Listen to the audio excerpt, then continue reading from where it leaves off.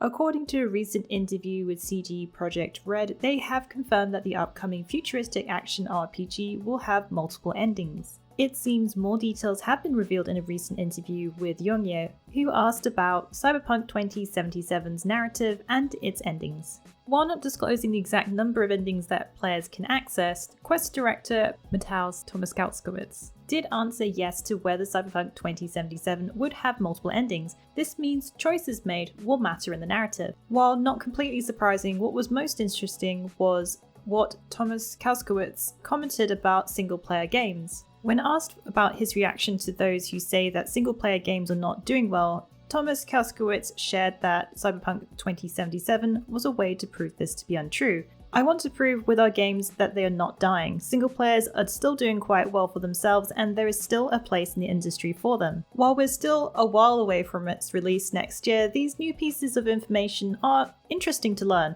knowing that CD Projekt Red are striving to prove that the single player RPGs are very much still at the heart of gaming. We're curious to find out how many alternative endings will be possible in this upcoming title. Cyberpunk 2077 will release on PC, PlayStation 4 and Xbox One on April 16, 2020. The original creator behind the XCOM series has released a new trailer for the upcoming turn-based strategy title Phoenix Point, which was unveiled during E3 and has confirmed that it will launch on Xbox Game Pass for PC. Julian Golub was originally one of the developers behind the early XCOM game, UFO Enemy Unknown, and has since launched a FIG crowdfunding project for Phoenix Point, which received over $2 million in backing. While previously there was some controversy over the announcement that Phoenix Point would launch as an Epic Games exclusive, according to the developer who confirmed in a tweet, it will be on Game Pass for Xbox One and PC. It seems Snapshot Games has listened to the feedback that the community gave with the initial Epic exclusive news, and has decided to give another option to gamers through Xbox Game Pass, which recently launched its beta on PC. Phoenix Point will release on PC and Xbox One on September 3rd. It will also be part of the Xbox Game Pass on both PC and Xbox One. You can pre-purchase on the Epic Game Store for $22.99. The latest Igavania game, Bloodstained Ritual of the Night, released this week with a new launch trailer. To have a recap of what this game is about, Bloodstained follows the story of the protagonist Miriam, an orphan who is afflicted by an alchemist's curse. In order to reverse the effects of the curse, she must enter a demon-infested castle to locate a summoner called Jubal, who is also suffering under the same affliction. Experience exploration, crafting, leveling, and even upgrading abilities. Abilities ranging from shooting arrows to summoning a giant tentacle to strike at your foes. Create weapons from materials you loot or items you dismantle. You can find out why the title took our top spot in Top RPGs of June 2019, as well as more of this month's releases. The latest trailer shows the producer Koji Igarashi torturing someone while announcing there will be 13 DLCs for free, which includes boss rush mode, nightmare difficulty, co-op, and more. The trailer ends with a peek at Shovel Knight as a playable character. Bloodstained Ritual of the Night is available to play on PlayStation 4, Xbox One, and PC, and it will release on Nintendo Switch on June 25th. The beta for Monster Hunter World's first expansion, Iceborne, will be happening this weekend for those who have PlayStation Plus, starting on June 21st until June 23rd.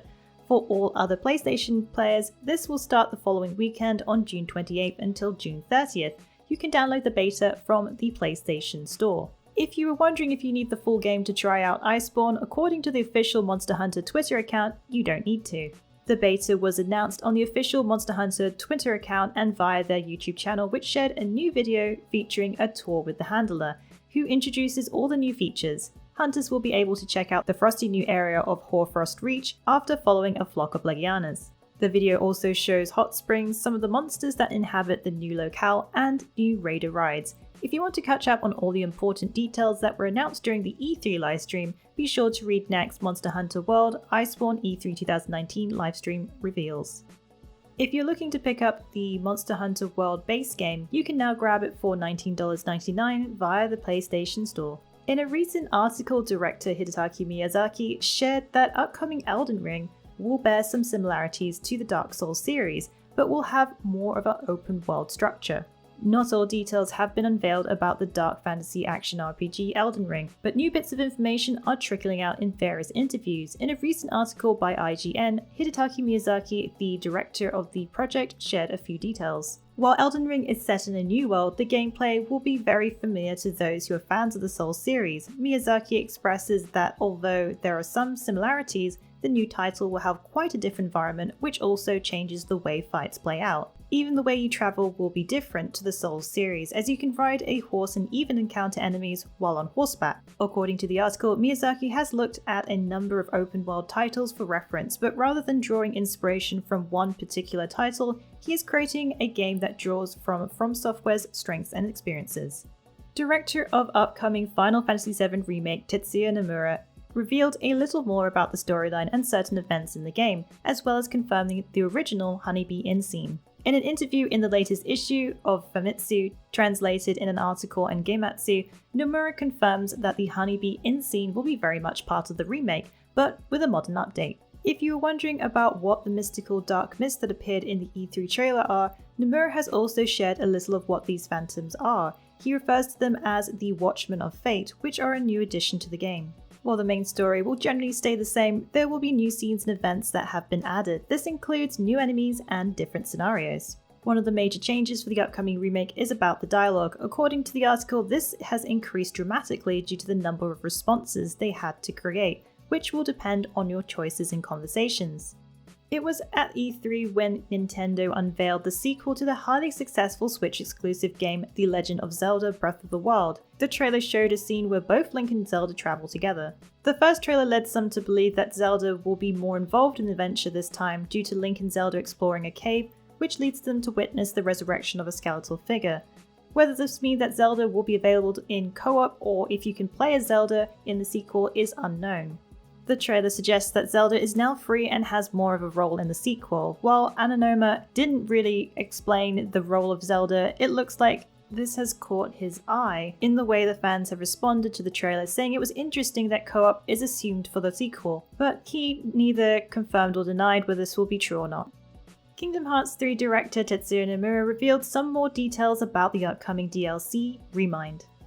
In the latest issue of Famitsu magazine, which was translated by Gematsu, Tetsuya Nomura from Square Enix talked about the upcoming Final Fantasy VII Remake, but also gave some more information on the Kingdom Hearts 3 DLC, Remind. Kingdom Hearts fans should note there may be some spoilers ahead. In the latest trailer, which was revealed at E3 2019, Riku, Aqua, and Roxas are shown as playable characters. The Famitsu reporter asked how these playable characters are going to fight the organization 13 characters. These fights, apparently according to the interview, are part of the DLC's main story rather than the Limit Cup fights. Nomura states the Remind DLC will include as many Limit Cup bonus battles as the Kingdom Hearts 2 final mix, which means 13 or possibly more. But the DLC won't be just these add-ons, it will also include more story content as well as bosses to best the normal way, secret stories to discover, and secret bosses. Kingdom Hearts 3 Remind DLC has a release window of this winter, which Nomura has commented that it will release as soon as possible. Adding new titles to the budget game lineup, PlayStation hits on June 28th, Nioh, Resident Evil 7, God of War 3 Remastered, and more. The latest additions to PlayStation hits, which puts games under the $19.99 price tag this month on June 28th, include Nioh, Friday the 13th, God of War 3 Remastered, Horizon Zero Dawn Complete Edition, and Resident Evil 7 Biohazard. PlayStation Hits now includes a collection of more than 35 PS4 titles at a price of $19.99 each. This adds to a growing list which previously added such great titles as Persona 5, Bloodborne, Dragon Age Inquisition, The Last of Us Remastered, and more. If you're planning on taking on the action RPG Nioh, be sure to drop by our Nioh wiki. Well, that's it for the Week in the Wikis. Please join us again next week for yet another great week of gaming. Remember to check out our VIP program for some exclusive supporter benefits. And budding writers should take advantage of our Become an Author initiative. Thanks again for being part of this great community. Keep checking in with us with news, reviews, YouTube streams and vids, and general wiki goodness.